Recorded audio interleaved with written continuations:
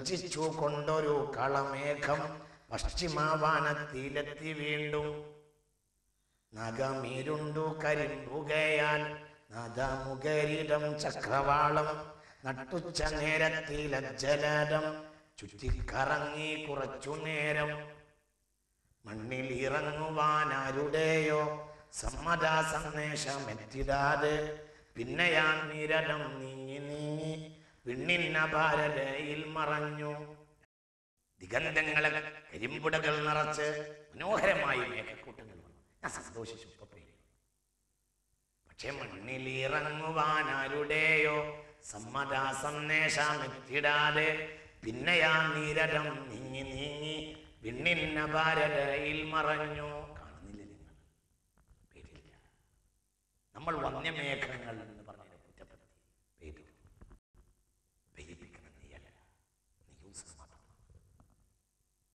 ഹുവല്ലദീ യുർസിലുർ റിയാഹ ബുശ്റൻ ബൈന യദൈ റഹ്മതി. പിന്നെയാ നീരടം നീങ്ങി നീങ്ങി വിണ്ണിന്ന ഭാരതയിൽ മറഞ്ഞു. എന്ത് ചെയ്തു? നിനക്ക് എന്ത് ചെയ്യാൻ കഴിയും? മനുഷ്യനെ ചിന്തിക്കണില്ല. അല്ലാഹു ചോദിക്കുന്നില്ലേ, അഫറഅയ്തുമുൽ മാഅ അല്ലദീ തശ്റബൂൻ അഅൻതും അൻസൽതുമൂഹു മിനൽ മുസ്നി അം നഹ്നുൽ മുൻസിലൂൻ. അഫറഅയ്തുമുൽ മാഅ അല്ലദീ തശ്റബൂൻ, നിങ്ങൾ കുടിച്ചു കൊണ്ടിരിക്കുന്ന ഈ വെള്ളത്തെക്കുറിച്ച് നിങ്ങൾ എപ്പോഴെങ്കിലും ഒന്ന് ചിന്തിച്ചിട്ടുണ്ടോ? നിങ്ങൾ കാണുന്നില്ലേ? ചിന്തിക്കുന്നില്ലേ? അഅൻതും അൻസൽതുമൂഹു മിനൽ മുസ്നി, മേഘക്കൂട്ടത്തിൽ നിന്ന് അവയിറക്കിയത് നീയാണോ? സത്യത്തിൽ മേഘത്തെ കേറ്റത് നീയാണോ എന്ന് പോലും ചോദിക്കുന്നില്ല. കാരണം കേറ്റലും ഇറക്കലും നോക്കിയാൽ സത്യത്തിൽ കേറ്റുന്നതാണ് പണി, ഇറക്കുന്നത് പണിയല്ല. അഅൻതും അൻസൽതുമൂഹു മിനൽ മുസ്നി അം നഹ്നുൽ മുൻസിലൂൻ. ഈ മേഘക്കൂട്ടത്തിൽ നിന്ന് ഇറക്കരുത് നീയാണോ? അള്ളാഹു ചോദിക്കുന്നുണ്ട്. മനുഷ്യൻ മനസ്സിലാക്കണം. അള്ളാഹു മനുഷ്യൻ പറയും. അതുകൊണ്ട് അള്ളാഹുവിന്റെ റഹ്മത്തിന്റെ കാരുണ്യത്തിന്റെ അടയാളങ്ങളിലേക്ക് നിങ്ങൾ നോക്കണം. മൃതമായി മരിച്ചു കിടന്ന ഒരു ഭൂമിയെ എങ്ങനെയാണ് അവൻ ജീവിപ്പിച്ചത്? അവൻ സമ്മതം കൊടുത്തില്ലെങ്കിൽ ഇറങ്ങൂല്ല. അങ്ങനെ മാലിയിൽ നിന്നും ദുബായിൽ നിന്നും വന്ന വിമാനം എയർപോർട്ടിൽ നിന്ന് സമ്മതം വാങ്ങി കിട്ടിയാൽ മാത്രമേ ഇറങ്ങാൻ കഴിയൂ. ഇല്ലെങ്കിൽ നേരെ അടുത്ത എയർപോർട്ടിലേക്ക് തിരിച്ചു വിടാം. അതാണ് മാലിയിൽ നിന്നോ ദുബായിൽ നിന്നോ മാനത്തു വന്ന വിമാനം പോലെ ഗർജിച്ചു കൊണ്ടൊരു കളമേഘം പശ്ചിമവാനത്തിലെത്തി വീണ്ടും എന്ന് കവി പറഞ്ഞു. മനുഷ്യൻ നിനക്കൊന്നും കഴിയില്ല. നീ യൂസർ മാത്രമാണ്. ആ വെള്ളത്തെ താഴെ ഇറക്കാൻ കഴിയില്ല. അതുകൊണ്ട് അല്ലാഹുവിന്റെ ഈ മഹാ അനുഗ്രഹത്തിന്റെ പെരുമാറ്റ വർഷത്തിലേക്ക് കാണുന്നില്ലേ എന്തൊക്കെയാണ്?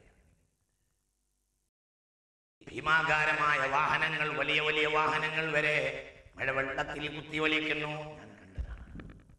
സൗദിയിൽ മഴ പെയ്തപ്പോൾ കാർ ഒലിക്കുന്നത് ഞാൻ കണ്ടതാണ്. നിങ്ങൾ കാണുന്നില്ലേ?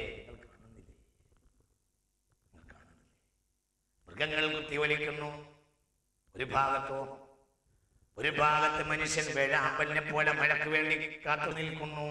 ഒന്നുമില്ല. മേഘക്കൂട്ടങ്ങൾ അവർക്ക് മുകളിലൂടെ കടന്നു പോകുന്നു. പക്ഷേ സമ്മത സന്ദേശമെത്തിടാതെ പിന്നെയാ നീരടം നീങ്ങി നീങ്ങി വിണ്ണിന്ന ഭാരതയിൽ മറഞ്ഞു. സമ്മതം കിട്ടില്ല. ആരാ സമ്മതം കൊടുക്കുന്നത്? വല്ലാഹുല്ലദീ ലാ ഇലാഹ ഇല്ലാഹു.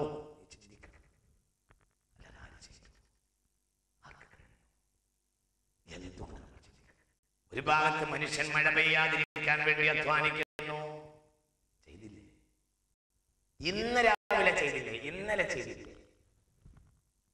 ചെയ്തില്ലേ? കമ്മ്യൂണിസ്റ്റ് ചൈനക്കാർ അവരുടെ ഒളിമ്പിക്സ് മാമാങ്കം സുഗമമായി നടക്കാൻ വേണ്ടി, കൃത്രിമമായി മഴയെ തടയാൻ വേണ്ടി, റൈനിന്റെ സീസണായിരുന്നു, മഴയുടെ സീസണിൽ എന്ത് ചെയ്തു?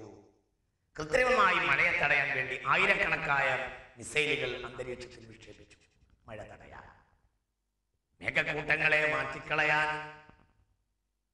എന്നിട്ടല്ലേ ഉണ്ടായത്? എല്ലാം ഞങ്ങളുടെ കൈപ്പിടിയിലാണ്. പ്രകൃതി ഞങ്ങളുടേതാണ്, ഭൂമി ഞങ്ങളുടേതാണ്, അന്തരീക്ഷം ഞങ്ങളുടേതാണ്, മണ്ണും വിണ്ണും ഞങ്ങളുടേതാണ് എന്ന് പറഞ്ഞ കമ്മ്യൂണിസ്റ്റ് ചൈനക്കാർ എന്തു ചെയ്തു? അവസാനം എല്ലാ വലിയ കലാൽ പട്ടാളം ഞങ്ങളുടേതാണ്, ഏറ്റവും വലിയ ശാസ്ത്ര സാങ്കേതിക വിദ്യ ഞങ്ങളുടേതാണ്, ഞങ്ങളുടെ ചിന്തകൾക്കും ഞങ്ങളുടെ ശാസ്ത്രത്തിനപ്പുറം മറ്റൊന്നുമില്ല എന്ന് പറയുന്ന ചൈനക്കാർ കൃത്രിമമായി ആയിരക്കണക്കായ മിസൈലുകൾ അന്തരീക്ഷത്തിൽ വിക്ഷേപിച്ചു. അവർ മഴയെ തടയാൻ നോക്കി. എന്നിട്ടോ അവരെ കാത്തെങ്ങനെ മഴ പെയ്യാതിരുന്നു? മഴക്ക് സമ്മതം അവിടെ ഇറങ്ങാനാ. മഴ പെയ്തു. ബീജിംഗിൽ മഴ പെയ്തു. ഓട്ടം മുടങ്ങി, ടെന്നീസ് മുടങ്ങി, കളിക്കളങ്ങളിൽ ആളില്ലാതെയായി, ഗാലറികളിൽ മനുഷ്യൻ കുടചൂടിയിരുന്നു, അത്ലറ്റുകൾ കുടചൂടി ഓടി. കഴിഞ്ഞില്ലേ? എല്ലാം മുടങ്ങി. നീന്തൽ കുളം മുടങ്ങി, ടെന്നീസ് കോർട്ട് മുടങ്ങി. ചൈനക്കാരാ, കമ്മ്യൂണിസ്റ്റ് ചൈനക്കാരാ, നിന്റെ ആയിരക്കണക്കായ മിസൈലുകൾ വൃഥാവിലായി. എന്റെ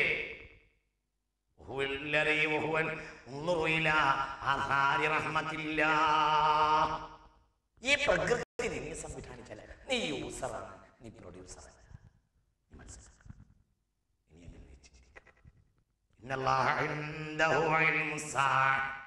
എന്നാണ് അന്ത്യനാൾ ഉണ്ടാവുക എന്ന് അള്ളാഹുവിനെ അറിയൂ. കൃത്യമായി എപ്പോൾ മഴ പെയ്യുമെന്ന് അള്ളാഹുവിനെ അറിയൂ.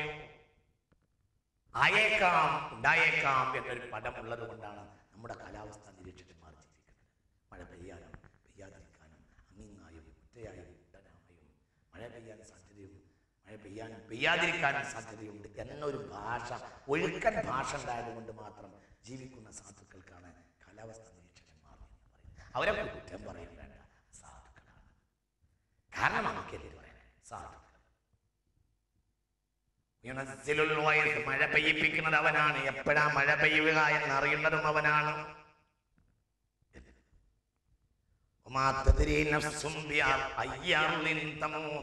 നീ എവിടെ വെച്ചാണ് മരിക്കുക എന്ന് മനുഷ്യ, അതും അല്ലാഹുവിനെ അറിയൂ. ഭൂമിയെ മരിപ്പിച്ചതും അവനാണ്, പിന്നെ വെള്ളം നൽകി ജീവിപ്പിച്ചു അവനാണ്. നിന്നെ ജീവിപ്പിച്ചു അവനാണ്, പിന്നെ മരിപ്പിക്കുന്നു, പിന്നീട് അവങ്കലേക്ക് ജീവിപ്പിക്കുന്നവൻ. മനുഷ്യൻ ചിന്തിക്കണം. പരിസ്ഥിതി പ്രവർത്തകനായ കെ അജയകുമാറിന്റെ 2003 അന്താരാഷ്ട്ര കുടിവെള്ള വർഷത്തോട് അനുബന്ധിച്ച് പുറത്തിറക്കിയ കുടിവെള്ളം എന്ന പുസ്തകമാണ്. ഞാൻ അതിൽ ചില ഭാഗങ്ങൾ വായിക്കും. ഏത് കാലത്തായാലും കുടിവെള്ളത്തിന്റെ മുഖ്യ സ്രോതസ് മഴവെള്ളം തന്നെയാണ്. പക്ഷേ മഴയുടെ ലഭ്യതയും മഴവെള്ളത്തിന്റെ സംഭരണവും കുറയുകയാണെങ്കിൽ മറ്റു സ്രോതസ്സുകൾ തേടി പോവുകയല്ലാതെ രക്ഷയില്ലാതെ വരും. അപ്പോഴും ആ സ്രോതസ്സുകളിലും വെള്ളമെത്താൻ മഴ തന്നെ വേണം. അതുകൊണ്ടാണ് കുടിവെള്ളക്ഷാമം നേരിടാൻ മഴ കൊയ്ത്ത്, റെയിൻ വാട്ടർ ഹാർവസ്റ്റിംഗ് വേണമെന്ന് പറയുന്നത്.